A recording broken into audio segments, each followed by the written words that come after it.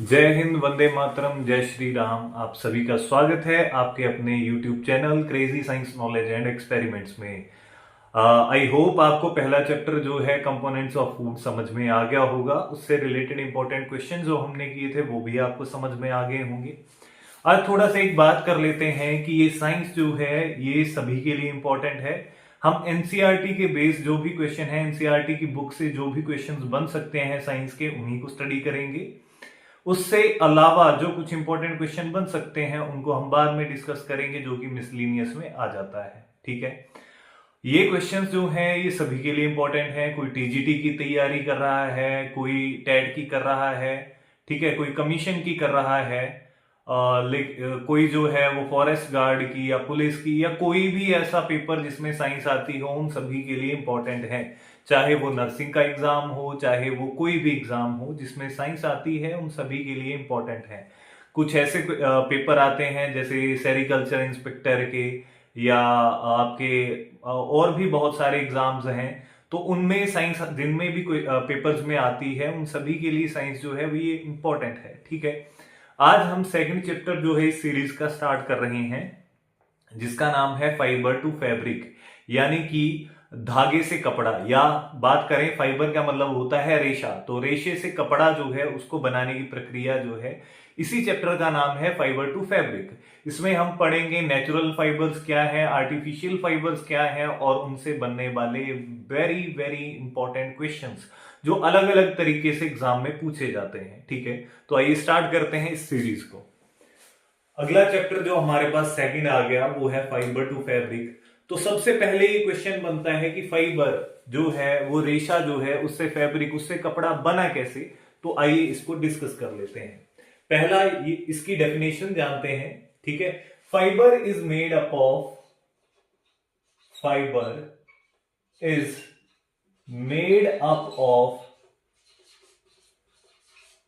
रेशा जो है वो बना होता है। मैं हिंदी में बोलता चलूंगा, लिखूंगा मैं इंग्लिश में भी, इंग्लिश में ही कुछ जो इंपॉर्टेंट वर्ड्स होंगे उनको मैं हिंदी में लिखता चलूंगा। ठीक है, fabric is made up of, fibre नहीं, fabric is made up of yarns. Yarns का मतलब यहां पे आएगा धागा, यार्न्स बोला जाता है धागे को। ठीक है, fibre is made up of yarns arranged together to form fabric.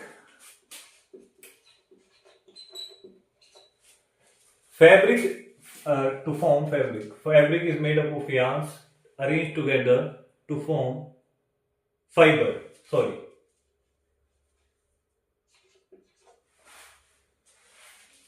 Fabric जो है, कपड़ा जो है वो किस चीज से बनता है? रेशों से बनता है। रेशे जो है वो धागों में कन्वर्ट होते हैं और धागा जो है आगे कपड़े में कन्वर्ट होता है।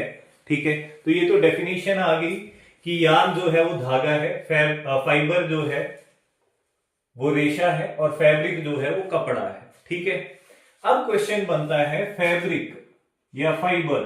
फाइबर की बात कर लेते हैं। फाइबर जो है वो दो टाइप्स का होता है। ठीक है, कपड़ा तो कई प्रकार का होता है, लेकिन रेशा जो है, रेशा या धागा बोल लो, ये दो प्रकार का होता है। एक आ गया नेचुरल यानी कि प्राकृतिक,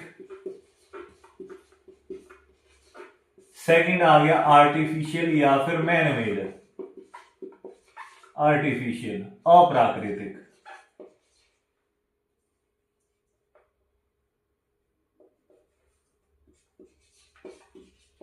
ठीक है, नेचुरल एंड आर्टिफिशियल। अब नेचुरल फाइबर जो है, प्राकृतिक रेशा जो है, उसमें क्या क्या आ जाता है? देखो, हमने पढ़ा है कॉटन के बारे में, हमें पता है कपास जो है वो नेचुरल है, पौधों से प्राप्त होती है। ठीक है, नेक्स्ट आ गया वूल, ऊन आ गई, ये भी हमें पता है कि ये नेचुरल है। ठीक है, नेक्स्ट आ गया जूट, जिसे पटसन या सन कहा जाता है। ठीक है, नेक्स्ट आ गया रेशम, रेशम को बोला जाता है, मैं भूल रहा हूं नाम, रुको, सिल्क। ठीक है, रेशम या सिल्क, ये कुछ एग्जांपल्स हैं नेचुरल या प्राकृतिक रेशे के, नेचुरल फाइबर के। आर्टिफिशियल की बात कर लेते हैं। आपने नायलॉन के कपड़े पहने होंगे, ठीक है, नायलॉन, पॉलिएस्टर, ठीक है, और भी बहुत सारे एग्जांपल्स हैं। एक्रेलिक इसमें आ जाएगा, ठीक है। ये कुछ एग्जांपल्स हैं ऐसे फाइबर्स के जो आर्टिफिशियल और नेचुरल हैं, ठीक है। नेचुरल आपको पता है वो चीज जो खेतों में पैदा होगी या हम किसी जानवर से लेंगे, उनको हम बोलेंगे नेचुरल। आर्टिफिशियल क्या है? जो इंसान के द्वारा बनाई गई है, जो अप्राकृतिक है, जो नैसर्गिक है, ठीक है। तो उसमें आ जाएगा नायलॉन, पॉलिएस्टर, एक्रेलिक एटसेट्रा, ठीक है। तो चलते हैं आगे, यहां तक आई होप सभी को क्लियर होगा। बात करते हैं नेचुरल फाइबर्स की या प्राकृतिक रेशे की। सबसे पहले तो उसमें हम सबसे पहले पढ़ेंगे कॉटन या कपास के बारे में, ठीक है। कॉटन की बात करते हैं, कपास की बात करते हैं। कपास आप सभी ने देखी होगी, ठीक है। एक बिनोला खल आती है जिसे बड़ुए भी कहा जाता है, बड़ेवे कहा जाता है, ठीक है। जो आप गाय भैंसों को खिलाते भी हो, हम हिमाचल के लोग हैं, ज्यादातर लोग आप में से ऐसे हैं जिन्होंने ये पक्का देखा होगा, ठीक है। कॉटन जो है उसी के बीजों से तैयार होती है, कपास जो है वो बिनोला खल के बीजों से ही तैयार होती है, ठीक है। तो कॉटन जो है उसके बारे में डिस्कस करते हैं। कॉटन जो है, कपास जो है वो रुई उसी की बनी होती है, ठीक है। तो आइए डिस्कस करते हैं कॉटन के बारे में। पहला क्वेश्चन जो कॉटन से बनता है कि ये नेचुरल फाइबर है, प्राकृतिक रेशा है, ठीक है। कपास को पैदा होने के लिए काली मिट्टी या ब्लैक सॉइल की आवश्यकता होती है। बहुत बार पूछा गया क्वेश्चन है बहुत सारे एग्जाम्स में कि कॉटन जो है वो कौन सी मिट्टी में तैयार होती है, ज्यादा होती है, तो ये आएगा आपका ब्लैक सॉइल या काली मिट्टी, ठीक है। नेक्स्ट आ गया, ये हॉट क्लाइमेट, गर्म क्लाइमेट में होती है, ठीक है। इसे जो मौसम है वो थोड़ा गर्म चाहिए, हॉट क्लाइमेट इसको चाहिए, वहां पे ये बढ़िया से तैयार होती है, वार्म क्लाइमेट जिसको हम बोलते हैं, ठीक हो गया जी। अगला क्वेश्चन बनता है cotton state of India, Bharat का ऐसा कौन सा राज्य है जो सबसे ज्यादा कपास की पैदावार करता है? तो आई होप आपको मैक्सिमम को ये पता होगा कि ये जो स्टेट है वो है गुजरात, ठीक है जी। गुजरात में सबसे ज्यादा जो है कॉटन जो है वो, कपास जो है वो तैयार होती है या पैदावार उसकी जो है सबसे ज्यादा होती है, ठीक है। इसके बाद भी दो स्टेट्स के कई बार क्या होता है, किसी एग्जाम में पूछ लेता है फर्स्ट, सेकंड और थर्ड रैंक। तो पहला आ गया गुजरात, सेकंड नंबर पे जो इसमें आता है वो आता है महाराष्ट्र, और थर्ड नंबर पे आता है तेलंगाना, जहां पे कॉटन की पैदावार जो है, कपास की पैदावार होती है, ठीक हो गया जी। आगे आ गया एक क्वेश्चन बनता है fruit of the cotton plant, कपास का जो पौधा है उसके फल को क्या कहा जाता है? तो यहां पे इसका आंसर आएगा कॉटन बॉल्स, BOLLS, BALLS नहीं आएगा यहां पे, BOLLS, इसे कॉटन बॉल्स कहा जाता है, ठीक है। जो फल है कॉटन के, कपास के पौधे का, उसे कॉटन बॉल्स कहा जाता है, ठीक हो गया जी। नेक्स्ट बात करते हैं, आगे चलते हैं। इसमें एक बहुत इंपॉर्टेंट क्वेश्चन ये बनता है, एक प्रोसेस आती है कि कपास का जो फूल है, कॉटन बॉल्स जो हैं, उनमें से कपास के बीजों को अलग करने की प्रोसेस जो है, कपास के सीड्स को, कॉटन के सीड्स को रिमूवल की जो प्रोसेस है उसे क्या कहा जाता है? The process of removal of cotton seeds from cotton is known as ginning. इस प्रोसेस को क्या कहा जाता है? गिनिंग कहा जाता है, GINNING, ठीक है जी। यहां तक क्लियर। आगे चलते हैं, नेक्स्ट क्वेश्चन आता है कि the process of making of cotton, अब रेशा आपके पास तैयार हो गया, आपने देखा जो कॉटन बॉल्स होती हैं वो गुच्छे में आती हैं। अब उसको क्या किया, धीरे धीरे घुमा घुमा के उसका जो है एक रेशा बना दिया, उसका जो है एक फाइबर बना दिया। उस प्रोसेस को क्या कहा जाता है? द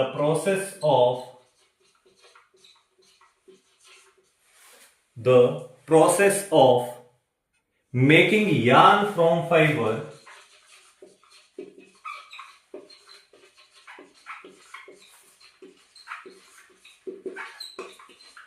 कपास के रेशे को घुमा के धागे का रूप देने की प्रक्रिया जो है उसे क्या कहा जाता है? तो आंसर आएगा spinning.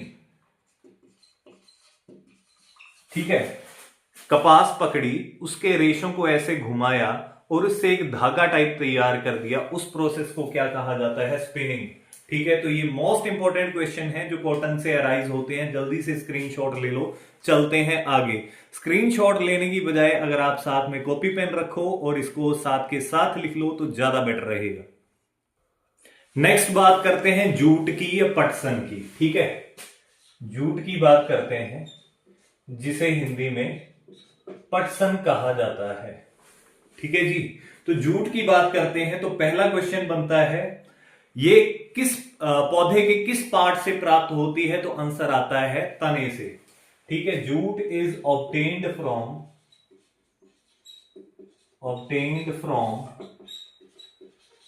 Stem of jute plant. पटसन का जो पौधा होता है, सन का जो पौधा होता है, उसके तने से, स्टेम से ये जूट या पटसन जो है वो प्राप्त होती है। ठीक है, अगला क्वेश्चन आ गया, jute state of India. Jute state of India, Bharat का पटसन राज्य किसे कहा जाता है? तो आंसर आएगा वेस्ट बंगाल। वेस्ट बंगाल जो है वो पहले नंबर पे है, सेकंड पे बिहार है और थर्ड पे असम है। ठीक है, पटसन जो है वो सबसे ज्यादा पश्चिम बंगाल में, दूसरे नंबर पे बिहार में और तीसरे में असम में उगाई जाती है, लेकिन स्टेट जो है वो अकेला बंगाल है। ठीक है, वेस्ट बंगाल है।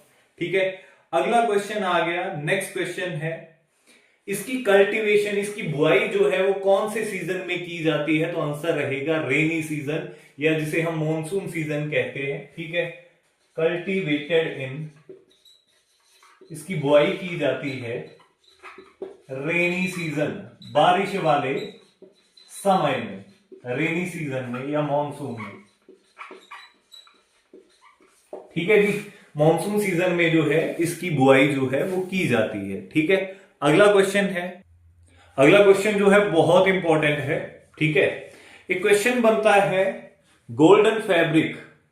ठीक है, ऐसा रेशा जिसे सुनहरा रेशा के नाम से जाना जाता है वो कौन सा है? गोल्डन फैब्रिक, गोल्डन फैब्रिक, सुनहरा रेशा किसे कहा जाता है? आंसर आएगा जूट या फिर पटसन। जूट या फिर पटसन को जो है वो सुनहरा रेशा या गोल्डन फाइबर कहा जाता है। यहां तक क्लियर है? जल्दी से स्क्रीनशॉट ले लो या लिख लो, चलते हैं नेक्स्ट आगे। नेक्स्ट बात करेंगे सिल्क की, रेशम की। बहुत इंपॉर्टेंट क्वेश्चन बनते हैं, यहां से बहुत सारे क्वेश्चन पूछे जाते हैं डिफरेंट डिफरेंट एग्जाम्स में रेशम से। पहला तो यही क्वेश्चन बन जाता है कि रेशम कीट पालन। ठीक है, सिल्क वॉर्म जो है उसकी रियरिंग जो है, उसके संवर्धन के विज्ञान, संवर्धन अलग आ जाएगा, लेकिन उसकी रियरिंग को, उसके पालन पोषण को क्या कहा जाता है? ठीक है, rearing of silk worm to obtain silk is known as sericulture. रेशम कीट पालन को सेरीकल्चर कहा जाता है। पहला तो मोस्ट इंपॉर्टेंट क्वेश्चन यही बन जाता है। ठीक हो गया जी। अगला क्वेश्चन ये बनता है कि ये जो रेशम के कीड़े होते हैं जो सिल्क वॉर्म होते हैं उसकी लाइफ साइकिल, उसका जीवन चक्र क्या है? Life cycle of silk worm contains 4 stages. इसकी जो लाइफ साइकिल है उसके 4 पड़ाव हैं, 4 स्टेजेस हैं।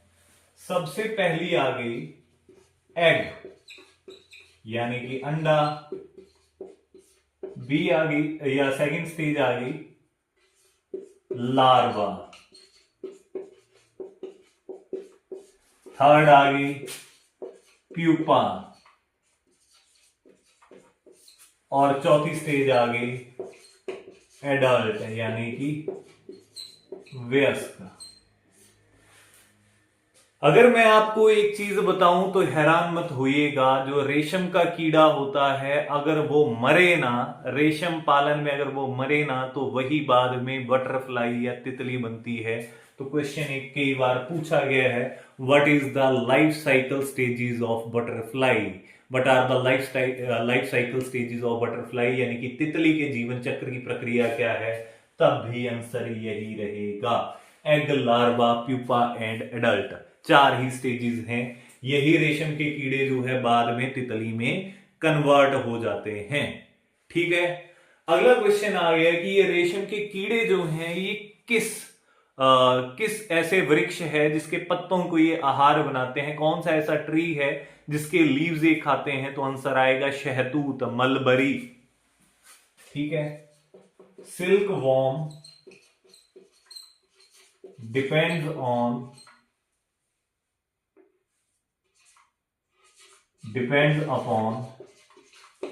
mulberry leaves। शहतूत के पत्तों का ये भोजन ग्रहण करते हैं, उसके ऊपर डिपेंड रहते हैं ये। ठीक है, मलबरी जो है, जो शहतूत है,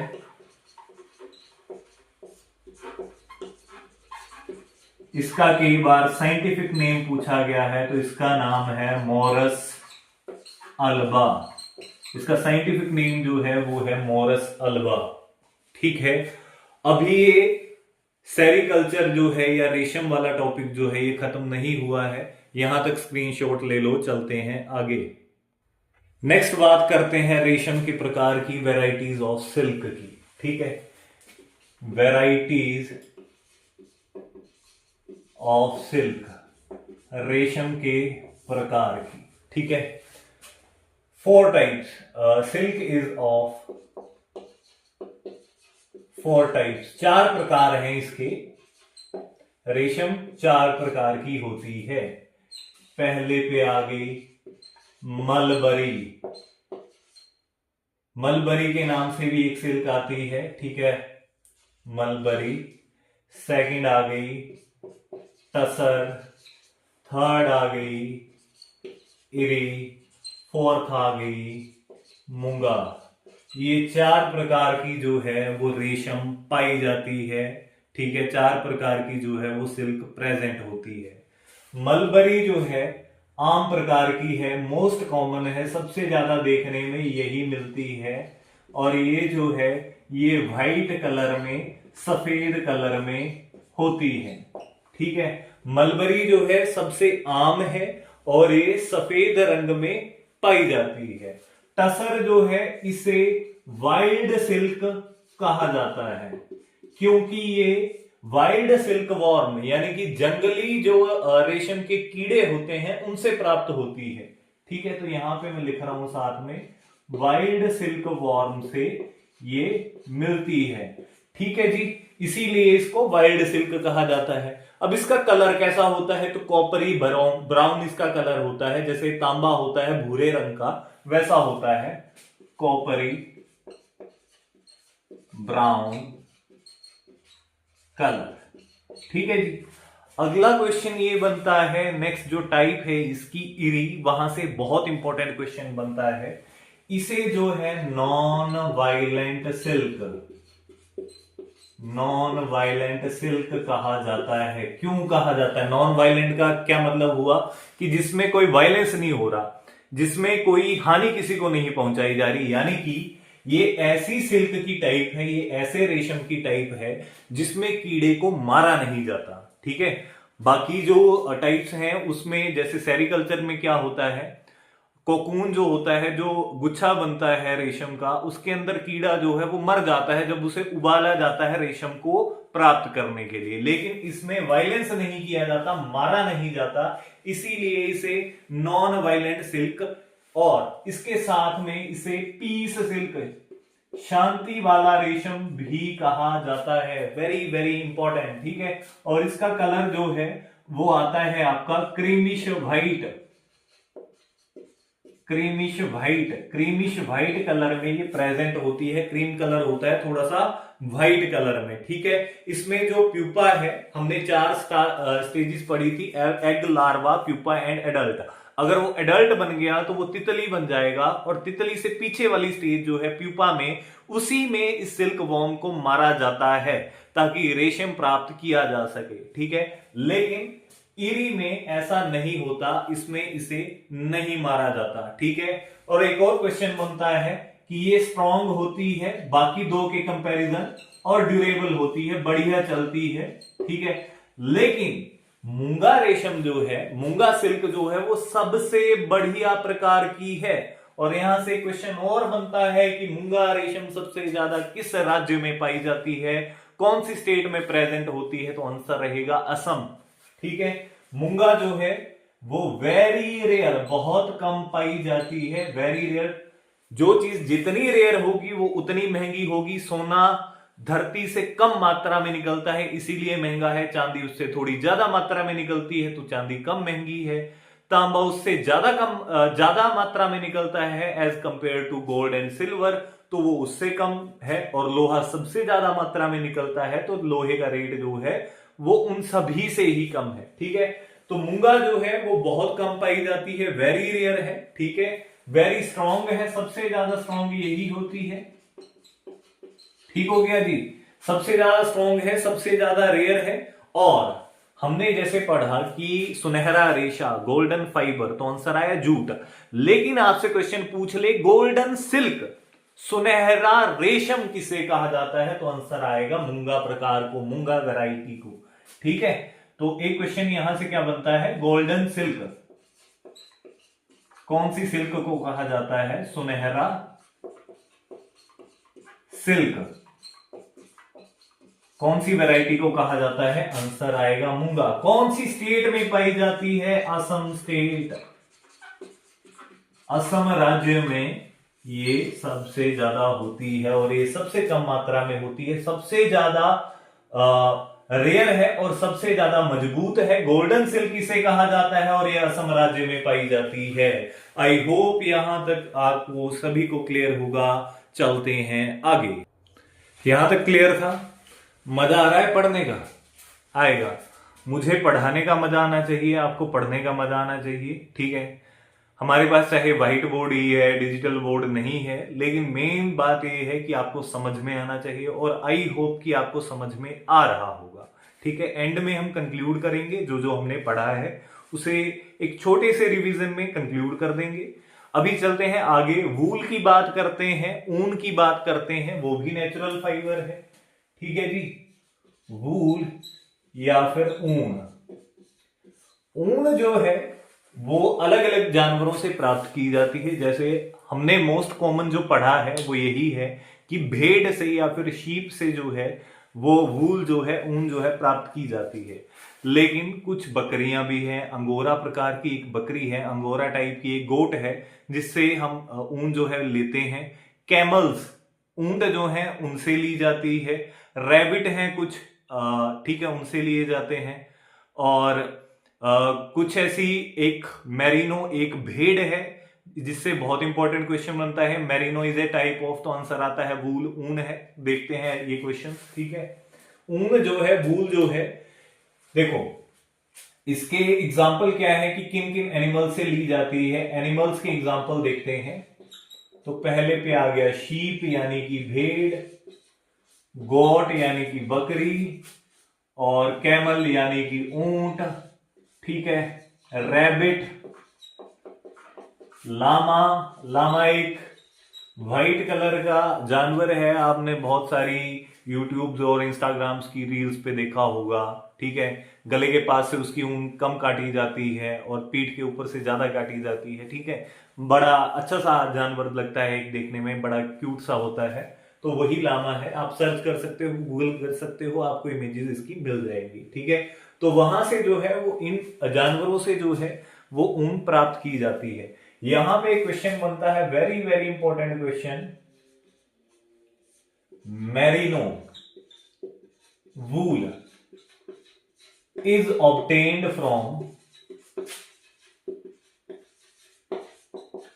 मेरिनो शीप। मेरिनो ऊन जो है वो मेरिनो शीप, मेरिनो भेड़ से प्राप्त की जाती है। पहले तो ये पता होना चाहिए मेरिनो है क्या। एक बकरी है जिससे ऊन मिलती है, उस ऊन का नाम भी मेरिनो है, ठीक है। जब हमीरपुर बोर्ड हुआ करता था, हिमाचल प्रदेश सबॉर्डिनेट बोर्ड या staff selection commission, HPSSC Hamirpur, उसने बहुत बार क्वेश्चन पूछा है, merino is a type of dash, options दिए होते तो वहां पे आंसर आएगा वूल है, ऊन है, ठीक है। मेरिनो जो है एक प्रकार की ऊन है जो कि मेरिनो बकरी से ही प्राप्त की जाती है, ठीक हो गया जी। नेक्स्ट चलते हैं, आगे चलते हैं। इसमें से ज्यादा कुछ क्वेश्चंस बनते नहीं हैं, वूल में से, ऊन में से कुछ ज्यादा क्वेश्चंस बनते नहीं हैं, ठीक है। आगे चलते हैं। एक क्वेश्चन आता है इसी में, शेयरिंग क्या है, what is the sharing. Sharing नहीं बोल रहा हूं मैं, शेयर करना अलग चीज है, ये शेयरिंग है। जैसे हम बाल कटवाते हैं या बियर्ड जो है उसको रिमूव करवाते हैं तो ट्रिमर का यूज किया जाता है, सेम प्रोसेस है। शेयरिंग की प्रोसेस क्या है, जिसमें एक मशीन लेके, ट्रिमर टाइप लेके, जो भी जानवर हैं उनकी वूल जो है, उनकी ऊन जो है हटाई जाती है, उसी प्रोसेस को शेयरिंग कहा जाता है। Sharing is the process of removal of wool from animals, जानवरों से ऊन निकालने की प्रक्रिया को शेयरिंग कहा जाता है, ठीक है। आई होप यहां तक आपको सबको क्लियर होगा। चलते हैं आगे। आगे बात करते हैं आर्टिफिशियल फाइबर्स की, जो अप्राकृतिक या नैसर्गिक हैं, मैन मेड हैं, आर्टिफिशियल हैं, ठीक है। आर्टिफिशियल फाइबर्स जो हैं, आर्टिफिशियल फाइबर्स, अप्राकृतिक रेशे जो हैं, इन्हें मैन मेड फाइबर्स, इंसान के द्वारा बनाए गए फाइबर्स, या फिर केमिकल फाइबर्स भी कहा जाता है। Artificial fibres are known as, also known as man made as well as chemical fibres, ठीक हो गया जी। अगला क्वेश्चन इनमें से आता है, फर्स्ट आर्टिफिशियल फाइबर, पहला अप्राकृतिक या आर्टिफिशियली बनाया गया फाइबर कौन सा था, तो आंसर आता है nylon. Very very important question, कई बार एग्जाम्स में पूछा गया है। नायलॉन जो है उसके ऊपर कुछ मिथ्स हैं, बोला जाता है, कई बार बोला जाता है NY से ये जो है न्यूयॉर्क बनता है और LON से ये लंदन बनता है, जो कि एक मिथ है, अफवाह है, ठीक है। जापान देश जो है उसका पुराना नाम था निप्पन, NIPPON, निप्पन। तो ये भी माना जाता है, कई लोग ऐसा मानते हैं कि ये निप्पन से ही न्यूयॉर्क नायलॉन शब्द जो है वो निकला है, लेकिन ये भी मिथ है, ठीक है। लेकिन क्वेश्चन ये बनता है कि पहला बनाया गया, इंसान द्वारा बनाया गया पहला रेशा कौन सा था, तो आंसर आएगा इसका नायलॉन, ठीक हो गया जी। नेक्स्ट क्वेश्चन की बात करते हैं। अब कुछ इंपॉर्टेंट क्वेश्चन जो बनते हैं उनको हम डिस्कस करेंगे इसी वीडियो में, क्या क्या इंपॉर्टेंट क्वेश्चन बनते हैं, आइए देखते हैं।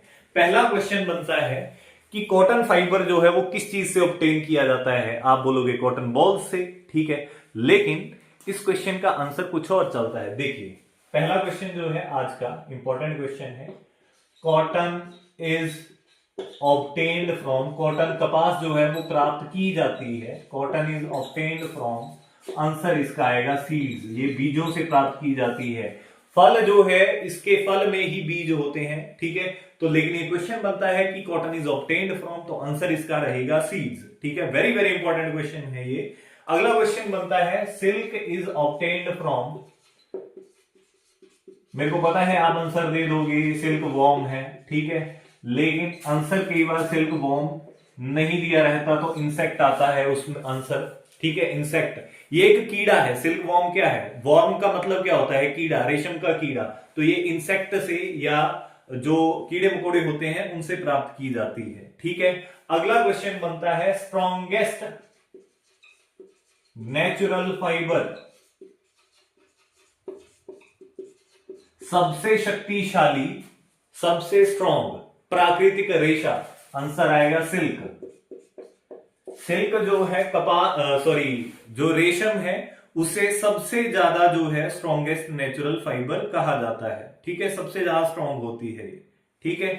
अगला क्वेश्चन आता है मलबरी सिल्क वॉर्म से, मलबरी हमने प्रजाति पढ़ी ना इसकी, लेकिन मलबरी सिल्क वॉर्म जो है उसका साइंटिफिक नेम कई बार पूछा जाता है, या रेशम के कीड़े का साइंटिफिक नेम पूछा जाता है, तो आंसर आएगा बॉम्बिक्स मोरी,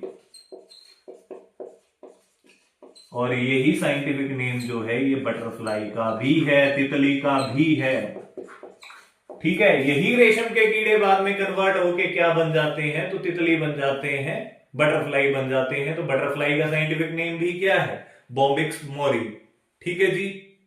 अगला क्वेश्चन आता है, हमने 4 स्टेजेस पढ़ी सिल्क वॉर्म की, रेशम के कीड़े के जीवन चक्र की हमने 4 स्टेजेस पढ़ी, यहां तक स्क्रीनशॉट ले लो। हमने ये पढ़ा कि ऐसी कौन सी हमने ये पढ़ा कि इसकी 4 स्टेजेस हैं, एग है, लार्वा है, प्यूपा है और एडल्ट है। लेकिन क्वेश्चन ये बनता है कि कौन सी स्टेज में आके रेशम के कीड़े जो हैं वो रेशम बनाना स्टार्ट कर देते हैं, ठीक है, रेशम का उत्पादन जो है कौन सी स्टेज में आके ये स्टार्ट कर देते हैं। तो क्वेश्चन बनता है in which stage of silkworm they produces silk thread, ठीक है। तो ऐसे लिखो आप, सीधा मैं डायरेक्ट शॉर्ट में लिख रहा हूं, इन लार्वा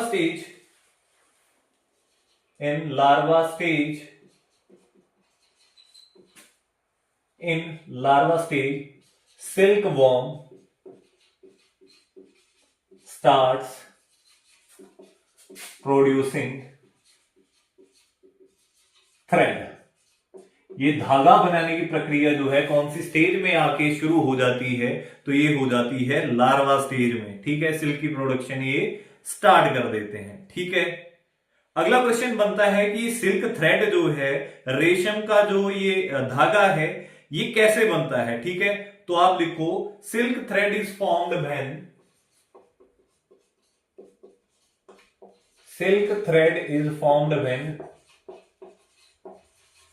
कब बनेगा, जब रेशम का कीड़ा जो है वो क्या करेगा, एक फ्लूइड सिक्रीट करेगा अपनी बॉडी से, एक रेशा जो है वो अपनी बॉडी से सिक्रीट करेगा, और वो रेशा जो है हवा के कांटेक्ट में आके कठोर हो जाता है, जो बाद में सिल्क बना देता है। Silk thread is formed when the larva secretes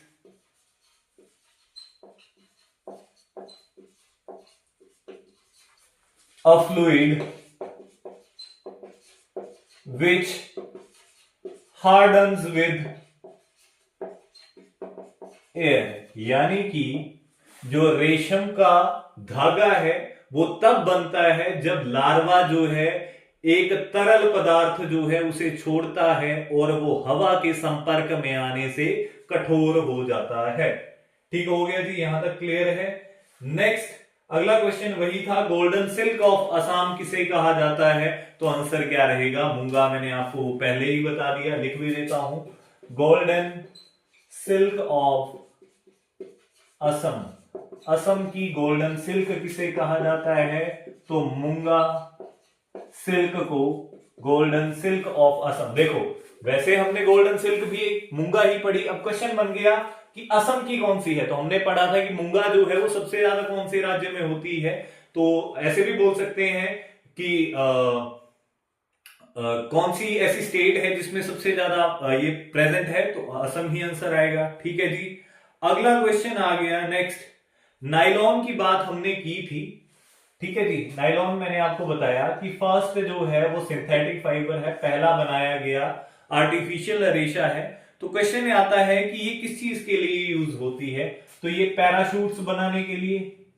ठीक है, पैराशूट्स बनाने के लिए जो है वो नायलॉन का यूज किया जाता है। क्यों? क्योंकि ये हल्की होती है और स्ट्रांग होती है। ठीक है, strong and light in weight, strong and light weight इसका होता है, इसीलिए इसका यूज जो है वो पैराशूट्स बनाने में किया जाता है। ठीक हो गया जी।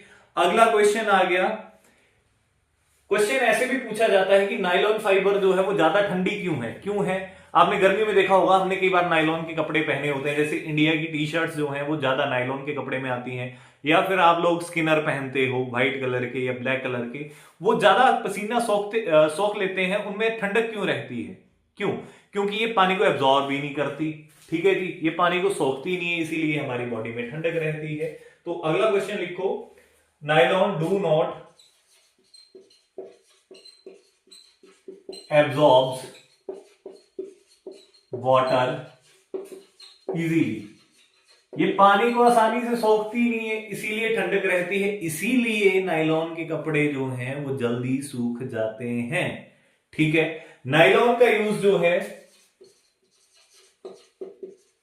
आप में से अगर कोई वॉलीबॉल, बैडमिंटन ऐसी गेम्स खेलता है जिसमें नेट का यूज होता है, तो वो नेट जो है वो नायलॉन की बनी होती है। ठीक है, used in making nets, comma toothbrush आप करते हो, टूथब्रश के जो ब्रिसल्स होते हैं, जो इस ब्रश के ऊपर के जो कांटे होते हैं, वो भी नायलॉन के बने होते हैं, टूथब्रश ब्रिसल्स।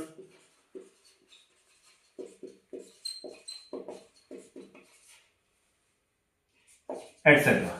ठीक है, ऐसी चीजों में जो है वो किसका यूज होता है, तो नायलॉन का यूज होता है। ठीक है, नायलॉन जो है इसे नॉन बायोडिग्रेडेबल फाइबर कहा जाता है।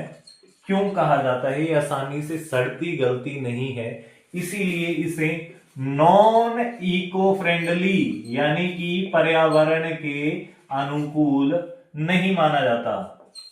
नॉन इको फ्रेंडली जो है, क्वेश्चन कई बार पूछा जाता है which of the following is non eco friendly fibre, option दे देगा कॉटन, वूल, जूट, नायलॉन, तो आंसर आएगा नायलॉन। क्यों? बाकी तीनों जो हैं वो सड़ गल जाती हैं, लेकिन नायलॉन जो है वो आसानी से गलती नहीं है। क्वेश्चन ऐसे भी पूछ सकता है which of the following is used in making nets, which fibre is used in making nets, तो आंसर आ जाएगा आपका नायलॉन। ठीक है जी, आगे चलते हैं, नेक्स्ट आगे बात करते हैं। कुछ और इंपॉर्टेंट क्वेश्चंस हैं जो वन लाइनर में बनते हैं, लेकिन ये एक वर्ड होता है, उसकी डेफिनेशन जो है कई बार आपको दे दी जाती है, वहां से ऑप्शन दे दिए जाते हैं कि इस डेफिनेशन का सही जो आंसर है वो क्या होगा, उनको देखते हैं। ठीक है, यहां तक का अगर हो गया हो तो जल्दी से स्क्रीनशॉट ले। आगे मैंने कुछ वर्ड्स लिखे हैं जो मोस्ट इंपॉर्टेंट, इनकी डेफिनेशन कई बार दी जाएगी, इनमें से ही 4 ऑप्शंस दे दी जाएंगी और पूछा जाएगा कि इस डेफिनेशन का सही आंसर क्या होगा। तो गिनिंग हमने अभी कर भी लिया, process of removal of seeds from cotton, कपास से बीजों को अलग करने की प्रक्रिया को क्या कहा जाता है, तो आंसर आएगा इसका गिनिंग। ठीक है, अगला क्वेश्चन आता है वीविंग से। पहले वीविंग को समझते हैं होता क्या है। देखो, आप में से अगर कई लोगों ने कपड़ा तैयार करने की प्रोसेस अगर देखी हो, तो उसमें क्या होता है, धागे जो हैं वो अरेंज किए जाते हैं। कैसे किए जाते हैं? देखो, एक धागा ऐसे को आएगा, एक ऐसे को आएगा, फिर एक ऐसे को आएगा, फिर ऐसे को आएगा, ऐसे को आएगा, ऐसे को आएगा, पास में दोनों तरफ को जो है वो धागे लगते जाते हैं। इसी प्रोसेस को जो है वीविंग कहा जाता है। तो इसकी डेफिनेशन देखते हैं, वीविंग की क्या आती है। Weaving is the process of the process of arranging two yarns together to form fabric। कपड़ा बनाने की वह प्रक्रिया जिसमें दो धागे जो हैं वो अरेंज किए जाते हैं ताकि कपड़ा बनाया जा सके, इसी प्रक्रिया को वीविंग कहा जाता है। नेक्स्ट टाइप जो है निटिंग जो है, जिसे बुनाई कहा जाता है। ठीक है, इसमें क्या किया जाता है, single yarn is used to make fabric. अकेला एक धागा लेके जो है वो बुनाई कर दी जाएगी। निटिंग को ही बुनाई कहते हैं। जो आप धागा लेके, जो ऊन लेके बुनाई करके स्वेटर बनाते हो, इसी प्रोसेस को निटिंग कहा जाता है। लेकिन वीविंग जो है वो अलग है। उसमें क्या किया जाता है, वीविंग में आपने खड्डी देखी है? खड्डी पहले के टाइम पे हुआ करती थी, जिसमें गर्म कपड़े जैसे शॉल वगैरह या पट्टू जिसे बोलते हैं वो बनाए जाते थे। तो उसमें क्या होता था, एक धागा नीचे से ऊपर की तरफ को चलता था, एक साइड से चलता था। ठीक है, वो है वीविंग। निटिंग अलग है। उसमें क्या है, एक ही धागे से पूरा का पूरा कपड़ा तैयार किया जाता है, लेकिन अलग अलग धागों से जो कपड़ा तैयार किया जाता है उसे वीविंग कहते हैं। गिनिंग क्या है, जिसमें कपास के बीजों को अलग करके कपास को अलग कर देंगे और बीजों को अलग कर देंगे, उस प्रोसेस को क्या बोलेंगे, गिनिंग बोलेंगे। ठीक है जी, यहां तक क्लियर है भाई साहब? चलो क्लियर ही होगा। ठीक है, अगर क्लियर ना हो तो आप कमेंट बॉक्स में मुझे लिख सकते हो, दोबारा समझाने को बोल सकते हो, या वीडियो को आगे पीछे करके भी दोबारा समझ सकते हो। ठीक है जी, अगला क्वेश्चन आता है स्काउरिंग। SCOURING है ये। ठीक है, ए मत पढ़ना इसको। ठीक है, स्काउरिंग क्या है, स्काउरिंग जो प्रोसेस है वो क्या है। ठीक है, इसमें क्या होता है, इन वूल प्रोडक्शन, ऊन की उत्पादन में वॉशिंग ऑफ वूल, जब ऊन किसी जानवर से निकाली जाती है तो उस ऊन को धोया जाता है, उस प्रोसेस को स्कोरिंग कहा जाता है। Very very important. ये सारी जो फुल फॉर्म्स हैं ये इंपॉर्टेंट हैं। ठीक है, 6 हैं, 6 की 6 को याद कर लेना। नेक्स्ट आ गया रेटिंग। ठीक है, रेटिंग क्या है, रेटिंग शब्द जो है वो रोटिंग से बना है। रोटन क्या होता है, रोटन सड़ा हुआ, रोटिंग सड़ाना।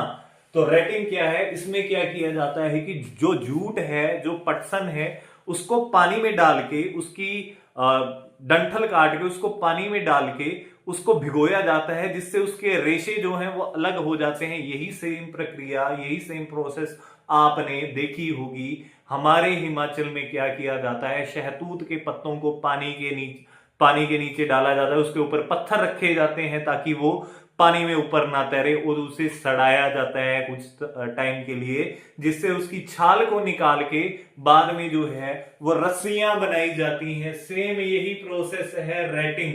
ठीक है, तो इसकी लिखो, soaking jute stems to separate, soaking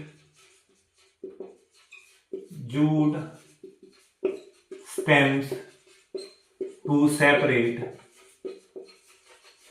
jute is known as retting. यानी कि पटसन की जो स्टेम है, जो तना है, उसे पानी में भिगोया जाएगा ताकि पटसन को बाद में अलग किया जा सके। इसी प्रोसेस को क्या कहा जाता है, रेटिंग कहा जाता है। नेक्स्ट है रीलिंग। रील का मतलब क्या होता है, रील तो जानते ही हो ना, हम बोलते हैं रील। तो रील में क्या होता है, वाइंडिंग हुई होती है किसी भी चीज की, जैसे कैसेट टेप की रील बोल देते हैं। ठीक है, तो रीलिंग क्या है, धागाकरण, यानी कि लपेटी हुई चीज। ठीक है, the process of unwinding silk. अब इसमें क्या है, रीलिंग की प्रोसेस में क्या है, रेशम के धागे को अलग करना। इंपॉर्टेंट क्वेश्चन है ये। The process of unwinding silk from silk worm, या फ्रॉम कोकून, कोकून लिखो, सिल्क वॉर्म नहीं, कोकून।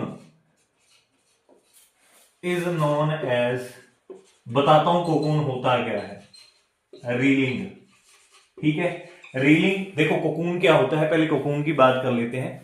कोकून जो है, रेशम का कीड़ा जो है वो एक गुच्छे में होता है। वो गुच्छा जो है वो कुछ इस प्रकार से बना होता है। ठीक है, ये क्या है, सारा का सारा रेशम होगा ऐसे। ठीक है, सारा का सारा जो है वो क्या होगा, सिल्क होगा। इसके अंदर वो रेशम का कीड़ा बैठा होगा।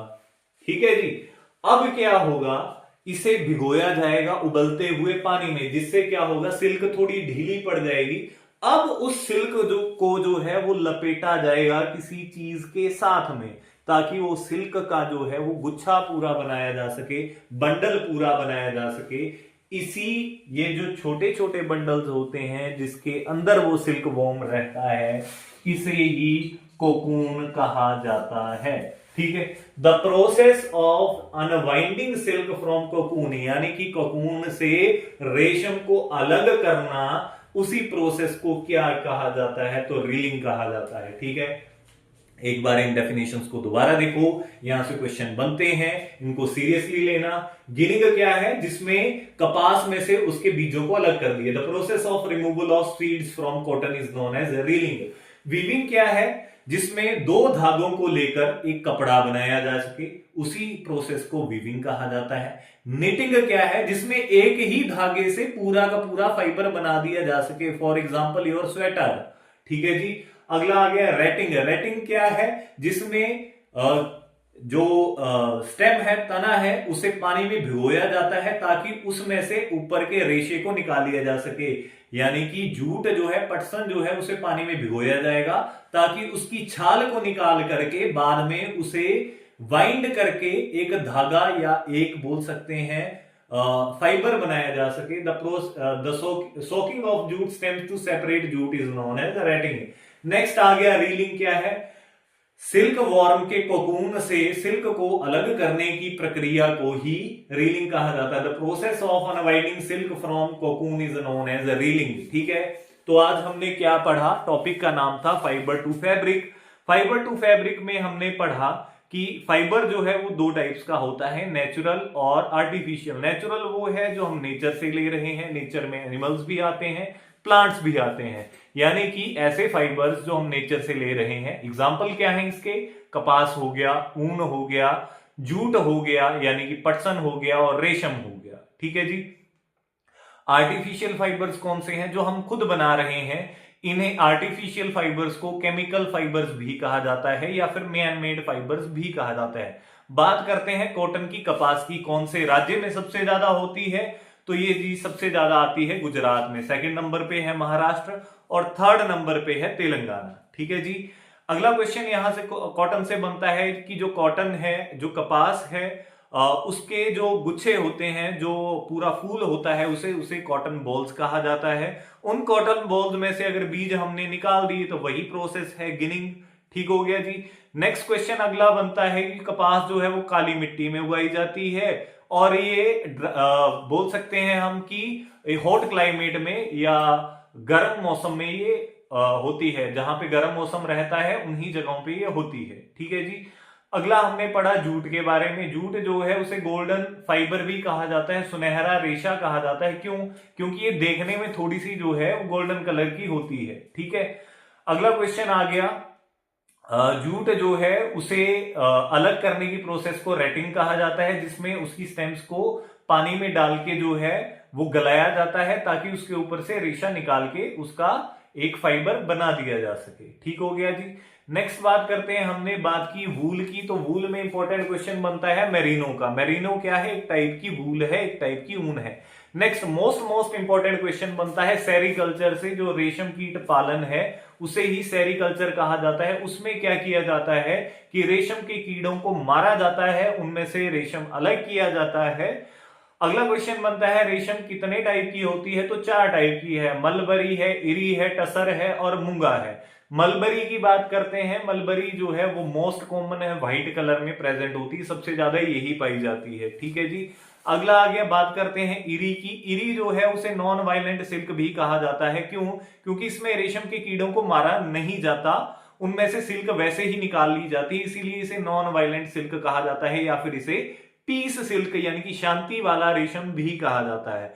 नेक्स्ट बात करते हैं टसर की। टसर हम बात कर रहे थे इरी की, ठीक है। बात करते हैं टसर की। जो टसर है वो गोल्डन ब्राउन कलर में होती है, सुनहरे कलर, कॉपर ब्राउन कलर में होती है, सॉरी, यानी कि सुनहरे भूरे रंग में होती है थोड़ी सी, ठीक है, कॉपर की तरह होती है। और ये जो है ये एक टाइप है सिल्क की। नेक्स्ट बात करते हैं सबसे ज्यादा जो रेयर सिल्क है वो कौन सी है, तो मूंगा है। मूंगा कहां पे होती है, सबसे ज्यादा असम में होती है। क्वेश्चन आता है गोल्डन सिल्क किसे कहा जाता है, सुनहरा रेशम किसे कहा जाता है, तो वो एक ही टाइप को कहा जाता है, मूंगा को कहा जाता है, ठीक है। गोल्डन सिल्क ऑफ असम किसे कहा जाता है, तो मूंगा को कहा जाता है। ठीक हो गया जी, हमने ये पढ़ा। नेक्स्ट हमने पढ़ा नायलॉन के बारे में। फर्स्ट सिंथेटिक है, सबसे पहले इंसान द्वारा बनाया गया रेशम कौन सा है, तो वो नायलॉन है जी, ठीक है जी। आई होप यहां तक सबको क्लियर होगा। बाकी हमने देखे इनके इंपॉर्टेंट क्वेश्चंस। तो आज के लिए इतना ही। जय हिंद, वंदे मातरम, जय श्री राम। मिलते हैं नेक्स्ट क्लास में, ठीक है, तब तक के लिए